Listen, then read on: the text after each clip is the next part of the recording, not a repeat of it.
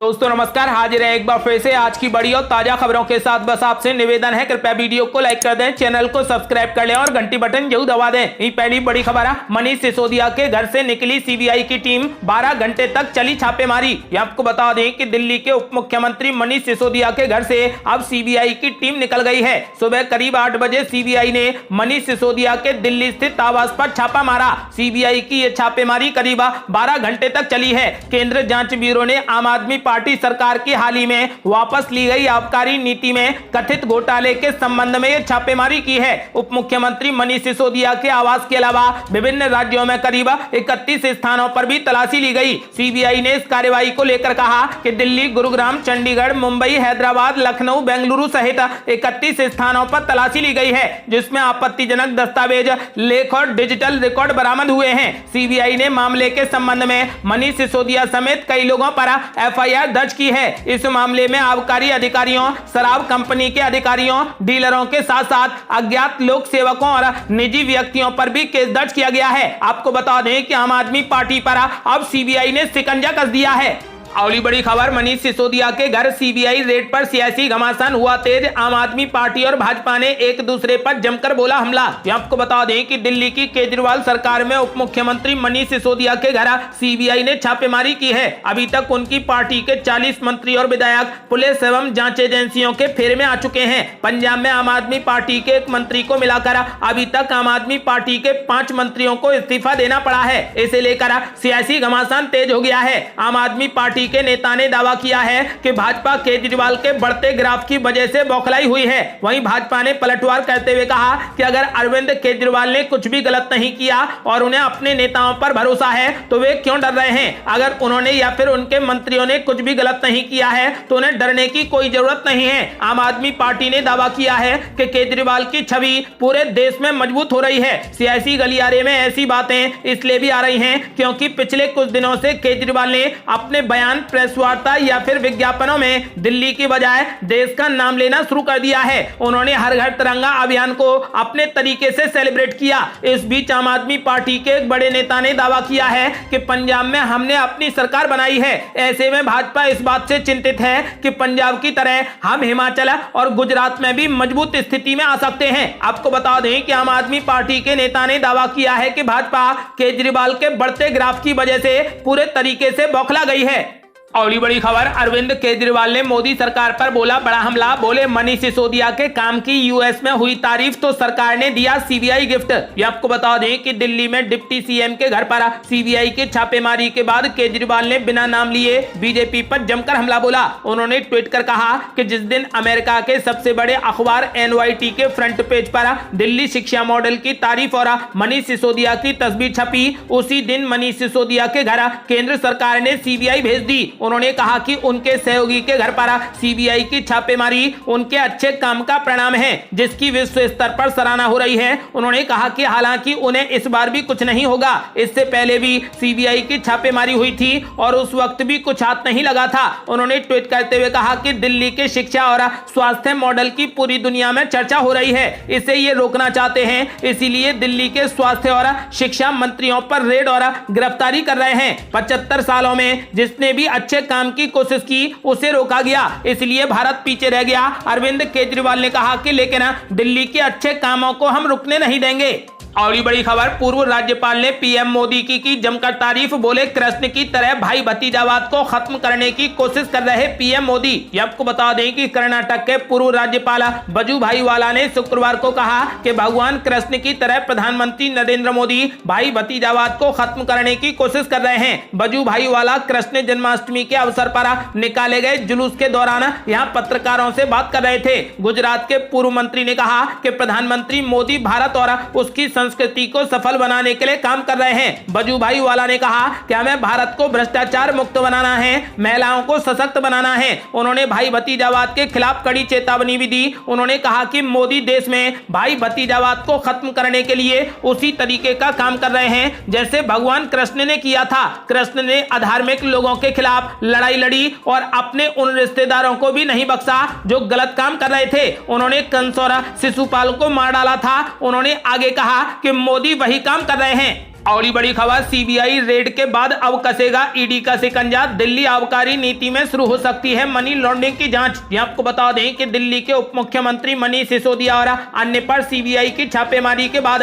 ED आम आदमी party की आबकारी नीति बनाने और उसे लागू करने को लेकर इस मामले में मनी लॉन्ड्रिंग की जांच शुरू कर सकती है। आधिकारिक सूत्रों ने इस बात की जानकारी दी। माना जा रहा है कि संघीय agency prevention of money laundering act की आपराधिक धाराओं के तहत औपचारिक मामला दर्ज करने से पहले सीबीआई केस की डिटेल, विभिन्न सरकारी अधिकारियों और निजी व्यक्तियों की संलिप्तता और प्रक्रिया में उत्पन्न अवैध धन के संभावित निशान तलाशने की जांच कर रही है। और ये बड़ी खबर, सीबीआई की छापेमारी के बाद बोले मनीष सिसोदिया, हमने कुछ गलत नहीं किया, इसलिए हम किसी से नहीं डरते। ये आपको बता दें कि सीबीआई की छापेमारी के बाद सामने आए दिल्ली के उप मुख्यमंत्री मनीष सिसोदिया ने कहा कि ये छापेमारी राजनीति से प्रेरित है, इसके लिए ऊपर से आदेश आए थे। हमने कभी कुछ गलत नहीं किया और कोई भ्रष्टाचार नहीं किया, इसलिए हम किसी से नहीं डरते। मनीष सिसोदिया ने कहा कि सीबीआई की टीम का व्यवहार बहुत अच्छा था। हमने सीबीआई अधिकारियों का जांच में पूरा सहयोग किया और आगे भी करते रहेंगे।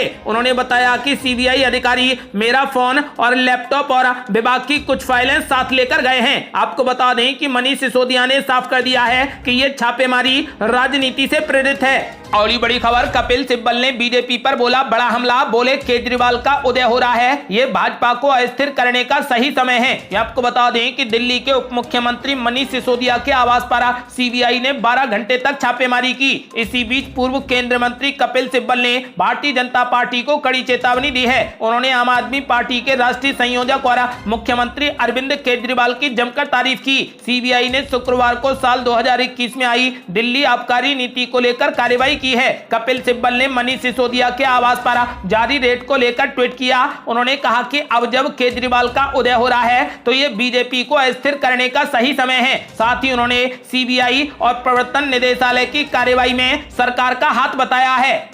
और ये बड़ी खबर, तृणमूल कांग्रेस का बड़ा ऐलान। कहा पार्टी के लिए कैंसर थे पार्थ चटर्जी, इसलिए उन्हें हटाना पड़ा। ये आपको बता दें कि बंगाल की मुख्यमंत्री ममता बनर्जी के सबसे करीबियों में से एक और सरकार में नंबर 2 की हैसियत रखने वाले और करीब 11 साल तक मंत्री रहे तृणमूल के पूर्व मंत्री पार्थ चटर्जी अब पार्टी को कैंसर लगने लगे हैं। तृणमूल कांग्रेस के नेता और न्यू बैरकपुर नगर पालिका के चेयरमैन प्रवीर साहा ने कहा कि बंगाल के पूर्व मंत्री पार्थ चटर्जी पार्टी के लिए कैंसर की तरह थे और वे भ्रष्ट गतिविधियों में शामिल थे, इसलिए उन्हें हटाना पड़ा। उन्होंने कहा कि जब भी कैंसर होता है तो इसे शरीर से निकाल दिया जाता है, इसी तरीके से पार्थ चटर्जी को भी निकाल दिया गया। साहा ने एक जनसभा को संबोधित करते हुए ये बातें कही। बता दें कि पार्थ चटर्जी तृणमूल कांग्रेस सरकार में 2014 से 2021 तक शिक्षा मंत्री थे। पार्थ चटर्जी को ईडी ने जुलाई में बंगाल के शिक्षक भर्ती घोटाले के मामले में गिरफ्तार किया है। और बड़ी खबर, बीजेपी नेता बंदी संजय कुमार ने टीआरएस पर बोला बड़ा हमला। कहा बीजेपी कार्यकर्ता ऐसे गुंडे हैं जो लोगों के कल्याण के लिए काम कर रहे हैं। ये आपको बता दें कि बीजेपी के तेलंगाना चीफ बंदी संजय कुमार ने कहा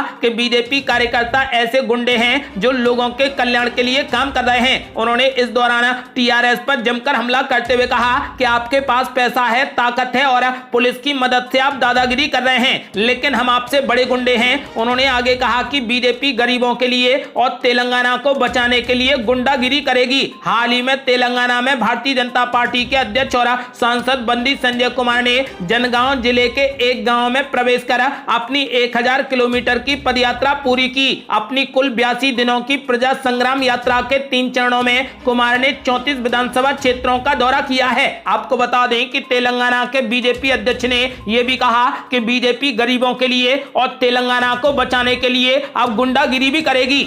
और ये बड़ी खबर, पार्थ चटर्जी की गिरफ्तारी से ममता बनर्जी ने लिया सबक। ममता बनर्जी ने मंत्रियों के लिए बनाई आचार संहिता, कई कामों पर लगाई रोक। ये आपको बता दें कि शिक्षा भर्ती घोटाले और पशु तस्करी स्कैम में घिरी टीएमसी ने पंचायत चुनाव और 2024 के लोकसभा चुनाव से पहले छवि को सुधारने की कवायद तेज कर दी है। बंगाल की मुख्यमंत्री ममता बनर्जी ने अपने मंत्रियों को हिदायत दी है कि वे लाल बत्ती और हूटर वाली कार का इस्तेमाल करना बंद कर दें। उनकी ओर से मंत्रियों और नेताओं के लिए एक आचार संहिता जारी की गई है, जिसमें बताया गया है कि वे लोग क्या कर सकते हैं और क्या नहीं कर सकते। उनकी ओर से ये रूल बुक ऐसे समय में तैयार की गई है जब पार्टी के 2 नेताओं को घोटाले के आरोप में केंद्रीय एजेंसियों ने गिरफ्तार कर लिया है।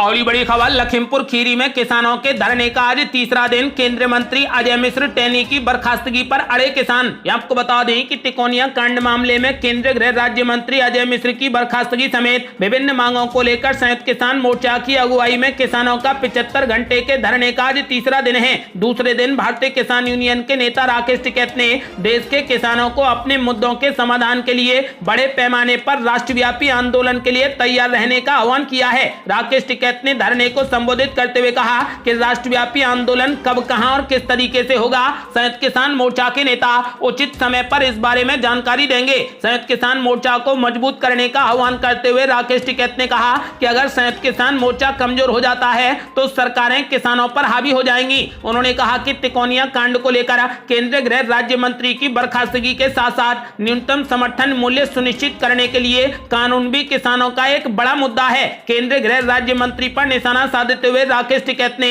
अपने संबोधन में कहा कि पूरा देश तिकोनिया हिंसा के बारे में अच्छे तरीके से जानता है और ये भी सबको पता है कि हिंसा भड़काने वाले कौन थे। अजय कुमार मिश्र को भारतीय दंड संहिता की धारा 120B का आरोपी बताते हुए राकेश टिकैत ने कहा कि यह विडंबना है कि मंत्री अब भी अपने पद पर बने हुए हैं। उन्होंने कहा कि 75 घंटे के लंबे धरने के बाद भी किसानों को अपनी मांगों को पूरा करने के लिए बड़े आंदोलन के लिए तैयार रहना चाहिए। राकेश टिकैत ने कहा कि गृह राज्य मंत्री अजय कुमार मिश्रा को बर्खास्त करने के अलावा जेल में बंद निर्दोष किसानों की रिहाई, एमएसपी गारंटी कानून, बिजली संशोधन विधेयक 2022 को वापस लेना, गन्ना बकाये का भुगतान और सरकार के भूमि अधिकार समेत कई अन्य मुद्दे किसानों के सामने हैं। उन्होंने जोर देते हुए कहा कि अजय कुमार मिश्रा को मुद्दा किसानों के आंदोलन के दौरान शीर्ष पर बना रहेगा, चाहे वे कर्नाटक, उत्तर प्रदेश या फिर देश के किसी अन्य हिस्से में हो। राकेश टिकैत ने आरोप लगाया कि उत्तर प्रदेश और उत्तराखंड में सिख समुदाय से उनकी जमीन छीनने के लिए एक साजिश रची जा रही है, लेकिन संयुक्त किसान मोर्चा ऐसा कभी होने नहीं देगा। और ये बड़ी खबर, उप मुख्यमंत्री केशव प्रसाद मौर्य ने विपक्ष पर बोला बड़ा हमला। बोले सीबीआई और ईडी की जांच पर सवाल खड़ा करना विपक्ष का फैशन बन गया है। ये आपको बता दें कि दिल्ली के उप मुख्यमंत्री मनीष सिसोदिया के घर सीबीआई ने छापेमारी की। ये छापेमारी नई आबकारी नीति को लेकर की गई। इस घटना के बाद आम आदमी पार्टी, समाजवादी पार्टी और कांग्रेस समेत कई अन्य पार्टियों ने इस छापेमारी की निंदा की है। इसी सिलसिले में यूपी के उप मुख्यमंत्री केशव प्रसाद मौर्य ने ट्वीट करते हुए विपक्ष पर बड़ा हमला बोला। उन्होंने भ्रष्टाचार मुक्त भारत हैशटैग के साथ कहा कि सीबीआई और ईडी की जांच पर सवाल खड़े करना अब विपक्षी फैशन बन गया है। जो गलत नहीं होगा वो किसी भी जांच का स्वागत करेगा। कांग्रेस, सपा और आम आदमी पार्टी के नेताओं की बयानबाजी से लगता है कि दाल में कुछ काला है। आपको बता दें कि वहीं देवरिया के विधायक सलम मणि त्रिपाठी ने दिल्ली के मुख्यमंत्री केजरीवाल पर कटाक्ष करते हुए ट्वीट किया कि न्यूयॉर्क टाइम्स में कितने रुपए देकर झूठी खबर छपवाई है। सपा नेता सुनील यादव ने उप मुख्यमंत्री मनीष सिसोदिया के आवास पर